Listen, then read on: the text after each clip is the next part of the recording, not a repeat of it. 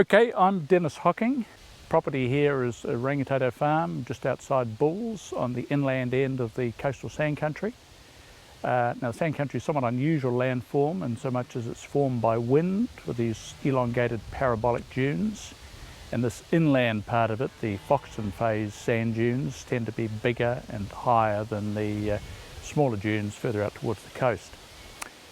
This property was bought by the family in the mid-50s. My father was in the Forest Service, my mother's people farmed it, and it was bought very much with an eye to developing a farm forestry operation. It's currently 250 hectares and almost 50-50 forestry and livestock. Livestock on the flats, which vary in soil type from some very good soils down to some medium. The forestry is overwhelmingly on the dunes, which obviously are very dry, summer dry, low fertility and prone to erosion, particularly when stock start breaking them open.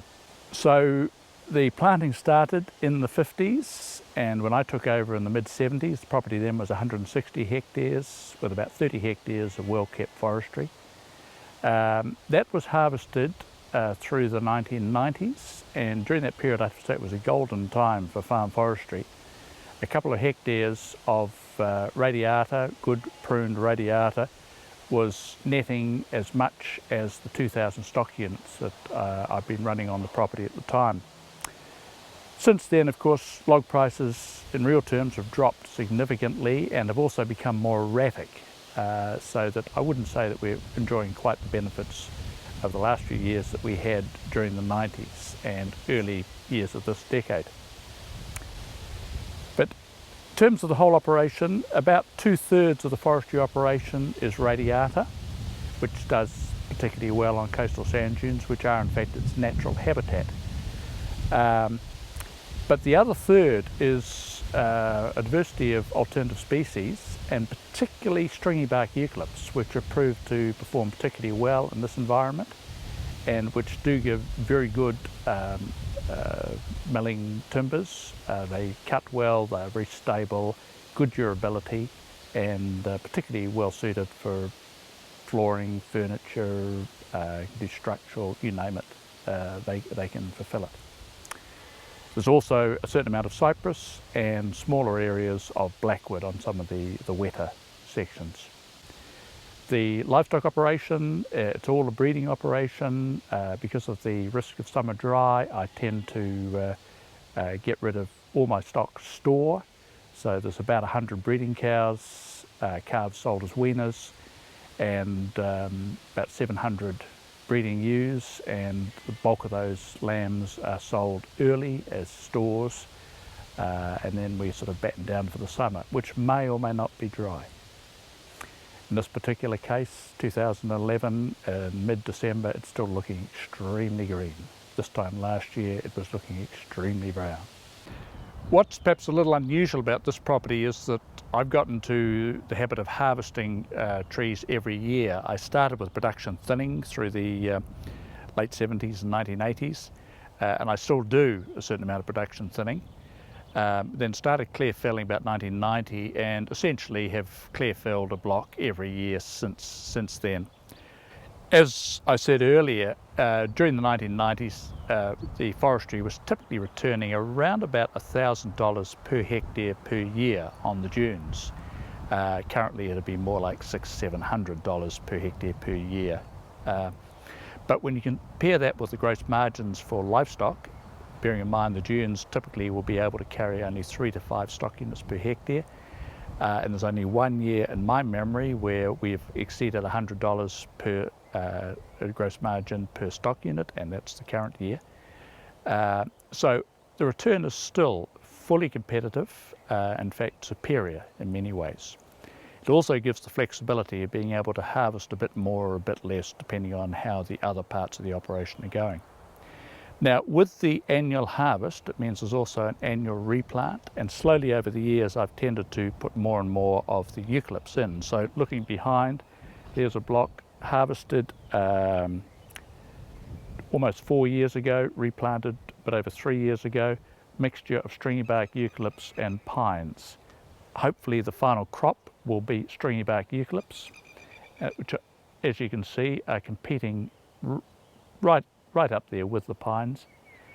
The pines, of course, provide a cheaper filler, and they're also a backup if the eucalypts do fail.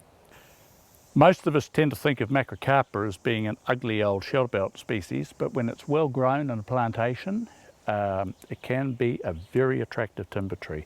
These are 30-year-old pruned macrocarpa. I've been lucky in so much as cypress canker hasn't caused serious problems here. I don't know why, but it's a healthy looking stand, good pruned butts, and relatively good top logs too. Now, I harvested a block rather similar to this 7 or 8 years ago, and I reckon that it did about $1,600 per hectare per year net for 40 years. So returns from well-grown cypresses, good stands, can be very good. Whether macrocarpa is the one you choose to grow is perhaps debatable because of disease problems.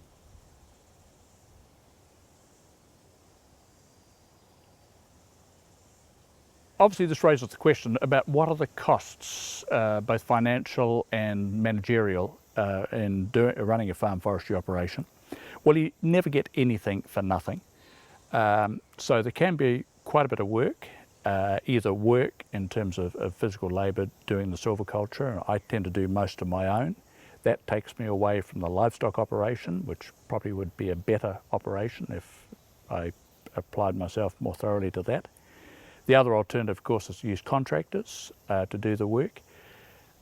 That does mean expenditure. It also, you can run into trouble. The alternative species do require care and some rather different techniques which the contractors may not be either familiar or interested in.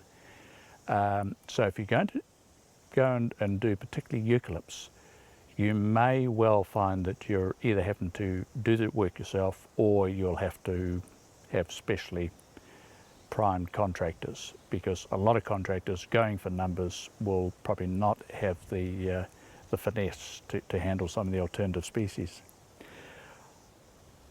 In my opinion, you don't actually lose much in the way of stock carrying capacity. Where it is starting to make some inroads on this property is the shading effect of those dunes now casting extra shade over some of the flats, and that's probably changing growth patterns somewhat. I haven't lost a lot of grazing on the dunes because there was never much to start with, and I can still graze under the plantations for the first half of the rotation anyway. There can be other negatives. Obviously, macrocarpa, you've got to be a bit careful with cows, although if cows are used to the tree, they don't tend to bother it, but it can cause abortion. On the plus side, you've also got the pluses of having good shelter, be it freshly shorn sheep, be it lambing, whatever. There's certainly some real pluses. Even during the summer, if you've got drying winds, a good shelter, a well-sheltered farm won't dry out nearly as fast as an exposed farm. There's one other real plus of trees too, which is perhaps slightly less applicable on the sand country here, and that is soil conservation. On the steeper hill country, close canopy forests reduce soil loss by around about 90%, and that's been the figure that's come out from repeated studies. On the dunes here, it's a slightly different situation. We have wind erosion rather than water erosion, but forestry is certainly a much gentler land use on the dunes.